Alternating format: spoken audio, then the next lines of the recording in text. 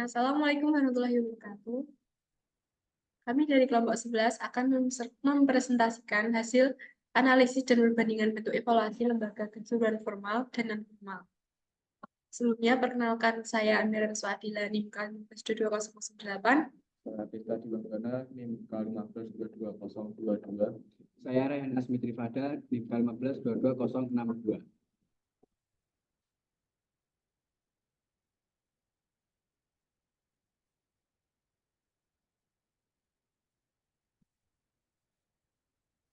Pertama, evaluasi. Evaluasi adalah proses sistematis untuk mengumpulkan, menganalisis, dan menafsirkan informasi terkait dengan keberhasilan belajar dan pengajaran dalam konteks pendidikan.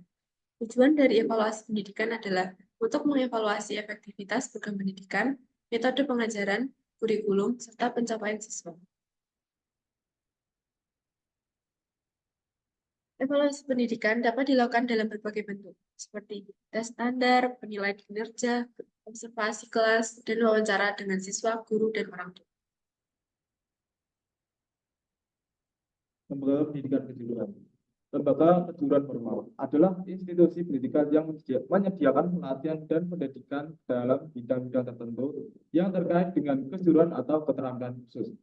Lembaga kejuruan formal ini biasanya menawarkan program-program seperti SMK, perguruan tinggi vokasi, BLK, dan sejenisnya. Lembaga kejuruan non formal adalah lembaga yang menyelenggarakan program-program pendidikan dan pelatihan kejuruan di luar sistem pendidikan formal seperti sekolah atau perguruan tinggi. Perbedaan utama antara lembaga kejuruan non formal dan formal adalah bahwa lembaga non formal tidak terikat oleh kurikulum resmi atau standar pendidikan formal yang diatur oleh pemerintah.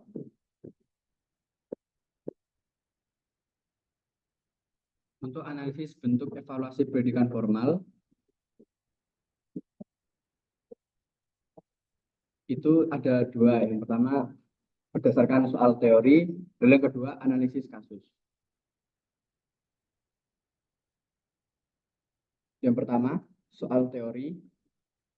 Soal teori melibatkan penggunaan pertanyaan tertulis atau ujian yang didesain untuk mengukur pemahaman siswa terhadap konsep-konsep teori dan pengetahuan yang diajarkan dalam suatu mata pelajaran. Dalam analisis evaluasi menggunakan soal teori, beberapa hal yang dapat diperhatikan antara lain, yang pertama, tingkat kesulitan soal. Evaluasi dilakukan untuk memastikan bahwa soal-soal yang disusun memiliki tingkat kesulitan yang sesuai dengan tingkat pemahaman yang diharapkan dari siswa. Yang kedua, konsistensi kurikulum. Analisis dilakukan untuk memastikan bahwa soal-soal yang diajukan mencakup materi-materi yang telah diajarkan dalam kurikulum. Lalu yang ketiga, penggunaan format yang bervariasi. Evaluasi dilakukan terhadap keberagaman format soal, seperti pilihan ganda, esai, atau isian singkat, untuk memastikan bahwa siswa memiliki kesempatan untuk menunjukkan pemahaman mereka dengan cara yang berbeda. Selanjutnya, analisis kasus. Analisis kasus melibatkan pemberian kasus nyata atau situasi yang kompleks pada siswa, yang kemudian mereka harus analisis, evaluasi, dan kemudian mengambil keputusan atau tindakan berdasarkan informasi yang diberikan. Dalam analisis evaluasi menggunakan analisis kasus, beberapa hal yang dapat diperhatikan antara lain. Yang pertama, kemampuan analisis. Evaluasi dilakukan terhadap kemampuan siswa dalam menganalisis informasi yang diberikan dalam kasus dan mengidentifikasi isu-isu yang relevan. Yang kedua, kemampuan memecah masalah. Analisis dilakukan terhadap kemampuan siswa dalam merumuskan solusi atau tindakan yang tepat berdasarkan analisis mereka terhadap kasus yang diberikan. 3. Penerapan teori. Evaluasi dilakukan untuk melihat sejauh mana siswa dapat menerapkan konsep-konsep teori yang telah dipelajari dalam menyelesaikan masalah yang dihadapi dalam kasus tersebut. Kemudian analisis bentuk evaluasi pendidikan non formal. Yang pertama, proyek atau tugas praktis. Yang kedua, portofolio. Yang ketiga, simulasi. Proyek atau tugas praktis. Peserta didik diminta untuk menyelesaikan proyek atau tugas yang mirip dengan situasi yang akan mereka hadapi di tempat kerja. Contohnya, mereka diminta untuk menggambar detail kusen, fondasi, dan lain-lain. Simulasi. Tes simulasi menciptakan situasi simulasi yang mirip dengan lingkungan kerja nyata di mana siswa harus menyelesaikan tugas-tugas tertentu atau menghadapi masalah yang harus dipecahkan. Contohnya dengan menyelesaikan tugas gambar dengan menggunakan perangkat lunak AutoCAD. Portofolio. Siswa membuat portofolio yang berisi bukti-bukti dari karya-karya atau proyek-proyek yang mereka selesaikan selama program pelatihan. Portofolio ini dapat mencakup soft file, PDF atau DVD, ataupun cetakan print dari gambar yang telah dibuat pada saat tes. Perbandingan bentuk evaluasi pendidikan kejuruan formal dan non-formal.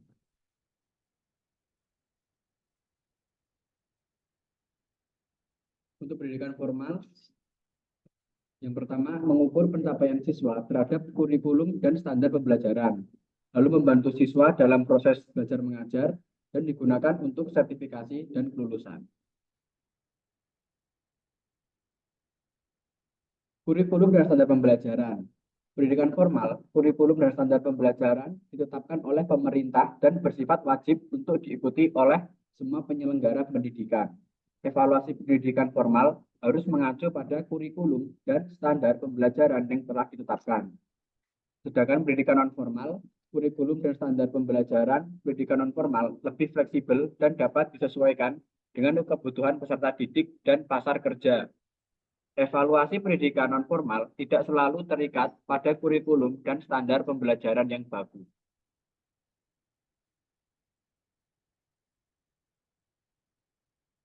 Jenjang pendidikan. Pendidikan formal memiliki jenjang pendidikan yang jelas seperti sekolah menengah pertama, sekolah menengah atas, dan sekolah tinggi kejuruan. Evaluasi pendidikan formal dilakukan pada setiap jenjang pendidikan untuk mengetahui pencapaian peserta didik sebelum melanjutkan ke jenjang berikutnya. Sedangkan pendidikan non-formal tidak memiliki jenjang pendidikan yang baku. Evaluasi pendidikan non-formal dilakukan untuk mengukur pencapaian peserta didik pada program pendidikan tertentu. Sertifikat atau ijazah. Pendidikan formal memberikan sertifikat atau ijazah yang diakui oleh pemerintah. Sertifikat atau ijazah ini menjadi bukti kelulusan dan dapat digunakan untuk melanjutkan pendidikan ke jenjang yang lebih tinggi atau melamar pekerjaan. Lalu, pendidikan non-formal pada umumnya memberikan sertifikat yang tidak diakui oleh pemerintah secara resmi. Namun, sertifikat ini tetap memiliki nilai dan dapat digunakan sebagai bukti kompetensi peserta didik dalam bidang tertentu. Selanjutnya untuk waktu pembelajaran. Untuk pendidikan formal itu, proses pembelajaran membutuhkan waktu yang lama, biasanya beberapa tahun untuk setiap jenjang. Kemudian untuk pendidikan non-formal itu, umumnya memiliki durasi pembelajaran bervariasi, bisa singkat beberapa hari, atau lama beberapa tahun, tergantung pada jenis programnya. Kemudian untuk fokus evaluasinya, untuk pendidikan formal itu metode evaluasi yang umum digunakan dalam pendidikan formal adalah tes tertulis, penilaian, kinerja, proyek, dan portofolio. Untuk pendidikan non-formal, yaitu metode evaluasi yang umum digunakan dalam pendidikan non-formal adalah penugasan, observasi, wawancara, kuesioner, dan penilaian diri. Kesimpulan bentuk evaluasi pendidikan kejuruan formal dan non-formal. Pendidikan formal dan non-formal memiliki tujuan yang sama, yaitu untuk meningkatkan pengetahuan, keterampilan, dan karakter peserta didik. Namun, keduanya memiliki perbedaan dalam hal struktur persyaratan, materi, durasi, tenaga pendidik, lembaga penyelenggara, dan ijazah atau sertifikat. Sekian presentasi dari kelompok 11, kurang lebihnya mohon maaf. Sekian, terima kasih. Wassalamualaikum warahmatullahi wabarakatuh.